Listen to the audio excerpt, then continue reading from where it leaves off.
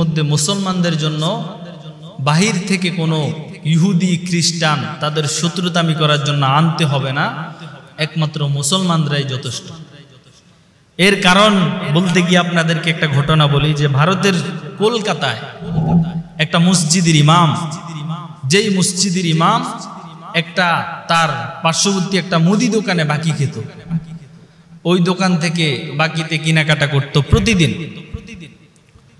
সব সময় যখন কেনাকাটা করত মাসে ওই টাকাগুলো তাকে পরিশোধ করে দিয়ে দিত, পরিশোধ করে দিত, প্রতি মাসে দিয়ে দিত। যেমনটাই আমাদের সবার পারিবারিকভাবে একটা দোকান থাকে যে ওই দোকান থেকে আমরা খরচ করি, মাসে যত টাকা আছে আমরা দিয়ে দিই, এক মাসে 2 মাসে দিয়ে দিই তাকে। এরকম মসজিদের ইমাম একটা দোকানে বাকি খেত।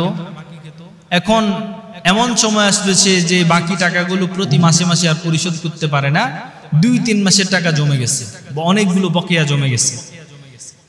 এমন দিন আসার পরে এখন তো বুঝেন না যে কেউ যদি বাকি টাকা পায়, এখন আর মানুষ কেউ বাকি যদি কেউ টাকা পায় ওই মানুষের সামনে দিয়ে আর যায় না। এখন মসজিদের ইমাম সাহেব টাকা দিতে পারতেছে না, অনেক কষ্টে চলতেছে, মানুষের সব দিন তো আর সমান যায় না।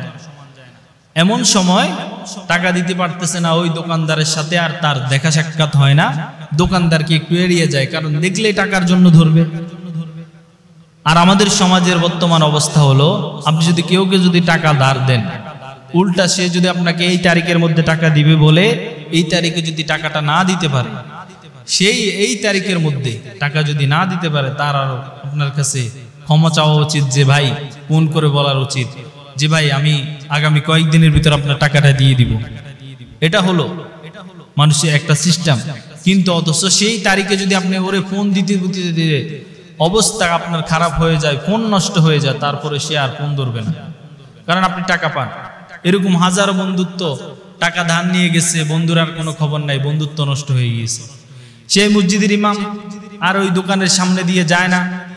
একদিন দোকানের সামনে দিয়ে যাওয়ার পরে সেই দোকানদার, হিন্দু দোকানদার গরম হয়ে গেল, এই ইমাম সাহেব আপনি আমার টাকা কেন নিয়েছেন? এতদিন হয়ে গেল আমার টাকা দেন না। আপনার টাকা তো নিবই নিব, আমি আপনাকে বরং উচিত শিক্ষা দিব।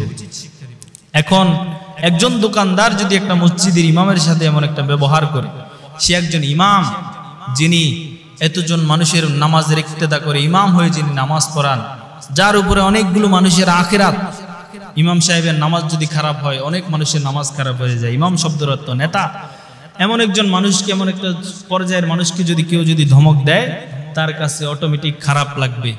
সেই কারণে যখন ধমক দিল, সে চিন্তা করলো তাকে আমি একটা উচিত শিক্ষা দিব। এখন যেহেতু ভারত হিন্দু রাষ্ট্র, তাকে উচিত শিক্ষা দিতে হলে কি করতে হবে? এখানে যদি তার মুসল্লিদেরকে বললে মারপিটও করা যাবে না, কারণ এটা হিন্দু রাষ্ট্র। তো এখন মনে মনে একটা ক্রাইসিস সাজাইলো, একটা সিস্টেম তৈরি করলো।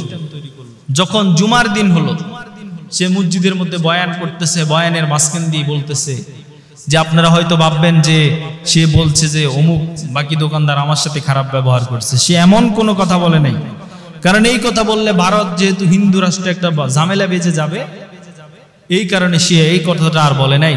সে বলতেছে যে প্রিয় ভাইরা আমার, এই যে লোকটা দোকানদার, হিন্দু দোকানদার থেকে আমরা সকলেই খরচ করি, এই লোকের ব্যাপারে আমি একটা কথা শুনেছি। মুসলমান মুসল্লি যারা ছিল উপস্থিত জুমার দিন তো সবাই জুমার নামাজ পড়তে মসজিদ ভরে যায়। তো সবাই আসার পরে বলল যে কি শুনেছেন হুজুর? মসজিদের খুতবা দেওয়ার সময় বলতে শুনেছি সে এতদিন তো হিন্দু ছিল, হিন্দু থেকে সে এখন নাকি ওয়াহাবি হয়ে গেছে। এখন এই মুসল্লিকে বলার পরে সারা এলাকা জুড়ে গেল যে এই হিন্দু থেকে ওয়াহাবি হয়ে গেছে। এখন যেহেতু এই ওয়াহাবি হয়েছে, আর এই দোকান থেকে বাকি কোনো খরচ করা যাবে না।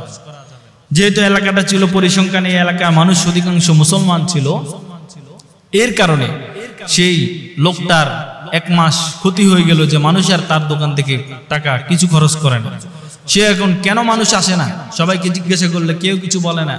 একজন লোক বলল, শুনলাম তুমি নাকি হিন্দু থেকে ওয়াহাবি হয়ে গেছো, এখন ওয়াহাবি হয়ে গেছো এই জন্য আর মানুষ তোমার কাছে আসে না। বলে আপনাদের কি কে বলছে আমি ওয়াহাবি হয়ে গেছি? কয় মসজিদের ইমাম সাহেব বলছে।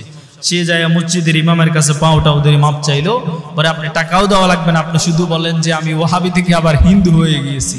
এই কথা বলছে যে শোনো, আর কোনোদিন ইমাম সাহেব বলেছে, ইমাম সাহেব তো আবার খুশি হলো, তাকে একটা উচিত শিক্ষা দিতে পেরেছে। তো চিন্তা করেন আপনি একদিন ওয়াহাবি আজকে সমাজের মধ্যে কাদেরকে বলে? আমার আপনাদেরকে তো বলে যে আমরা ওয়াহাবি। কাদেরকে বলে? যারা নবীকে নূর মানে না, নবীর মিলাদ ও কিয়ামকে পছন্দ করে না, যারা বলে যে নবীর জন্য মিলাদ কিয়াম, নবী গায়েব জানে না, তাদেরকে আজকে ওয়াহাবি করা হয়। এবং চিন্তা করেন যে আমি চিন্তিত এই ঘটনাটা পড়ার পরে যে একটা হিন্দু, সে তো হিন্দু নবীরে মানেই না, সে আবার নবীর দুশ্মন, তো সে সারা জীবনের জন্য দুশ্মন, সে ওয়াহাবি হয় কি করে? অতএব আমাদের মধ্যে দেখা যায় যে আমরা একজন মুসলমানের প্রতি, একজন মুসলমানদের যতটা বিদ্বেষ, একটা হিন্দু, একটা নাস্তিকের উপর আমাদের এতটা বিদ্বেষ নেই। অমুক মসজিদ, এই মসজিদে সুন্নিদের মসজিদ লেখা আছে আহলে সুন্নাত ওয়াল জামাত জামে মসজিদ, এই মসজিদে যদি কওমি মাদ্রাসার কোনো ছাত্র নামাজ পড়তে যায় তাকে টিটকারি করা হবে। কেন? তুমি ওয়াহাবি, তুমি খারেজি। চিন্তা করছেন? অথচ সে তার দোষটা এক জায়গায়, সে নবীর নূর মানে না, তার দোষটা এক জায়গায়, সে মিলাদুন নবী পালন করে না, তার দোষটা এই জায়গায়।